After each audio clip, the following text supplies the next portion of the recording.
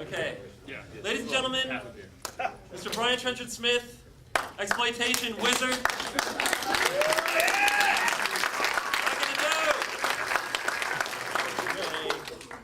Three, two, one.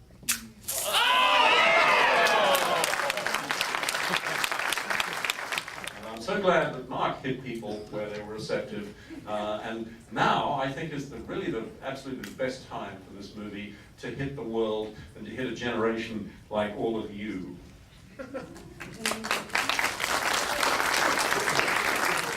I started trying to get it up 10 years ago, and we got Tarantino about 4 years ago, just on spec to go and shoot him, and after that, that's kind of when I'd given up on the project at that point. He said, come over and I'll shoot an interview with you and do whatever I can to help get the project up, and that kind of reinvigorated.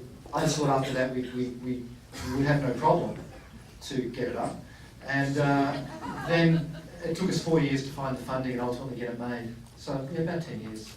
But you know, it seemed that the time was right now, and the zeitgeist was right, and people appreciate it, and maybe they understand a bit more about these movies than they did 10 years ago. So in a way, we were kind of blessed with the timing.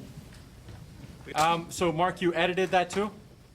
Yeah, well, Jamie, who people might know as the director of Urban Legend, was the first editor on it. Then he left to do a remake of Long Weekend. So we got another editor in who I went away for a couple of weeks, came back, and this film was nothing at all like, he ripped the heart and soul out of it. So we started from scratch, me and the assistant, Sarah, and yeah, cut it from scratch again.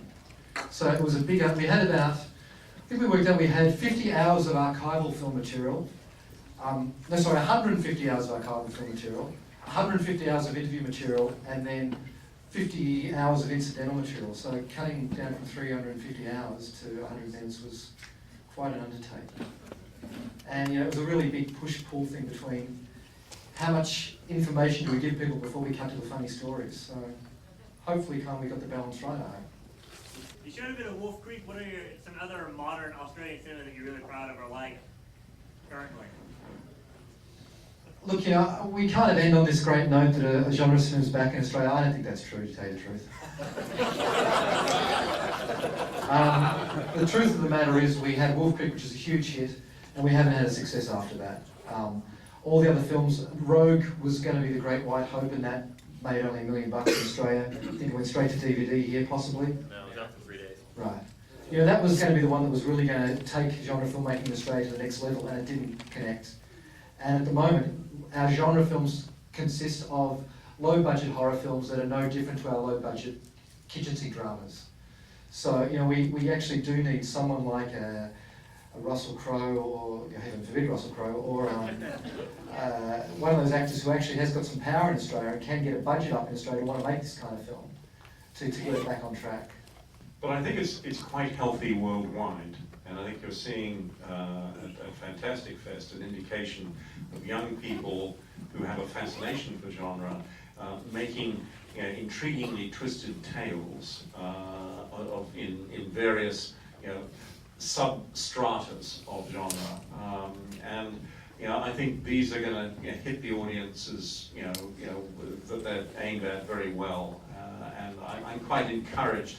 Of course, you have to make these things on budgets best described as the smell of an oil rag, but the fact is, brave young people are getting together and making the kind of films that are being shown at this festival. I should say the Sperry brothers, who made Undead, have just made a new film in Australia for Lionsgate called Daybreakers, which hopefully is going to be fantastic. Well, the word is that is great, and that's going to get a decent release next year through Lionsgate.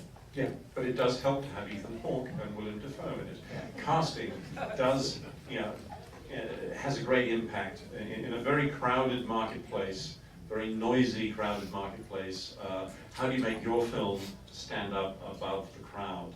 And so that casting does help. A unique idea does help. But it's it is a struggle. Mr. Trenchard-Smith is going to be here through the end of Fantastic Fest, so we're going to be doing screenings of The Man from Hong Kong in a gorgeous new frame downtown on Wednesday at midnight for Weird Wednesday. And it's also going to be playing on Monday at 1:30 p.m. I think here. If you want to catch that, you'll be at both of those screenings. Yeah, 1:45 I will be here to introduce and answer questions.